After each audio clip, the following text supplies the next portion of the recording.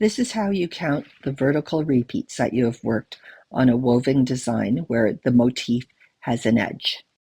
A cable will travel towards the edge and turn when it reaches the edge and start traveling in the other direction.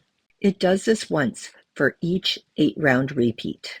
This creates a little scallop or bump at the edge of the motif. To count the repeats, I just count the bumps at the edge.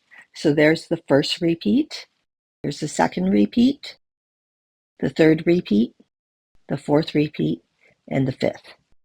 In this hat, my main color is green and my contrast color is blue.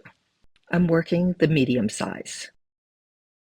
To read the edge index for the first repeat, I look at the medium column and the row for repeat 1.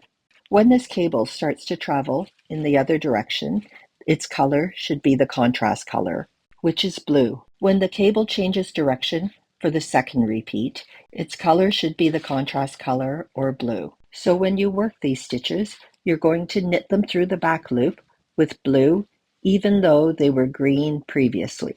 When the cable changes direction for the third repeat, it should change to the main color. So even though this is previously blue, it's going to become green. I'll continue reading the chart this way for the following repeats.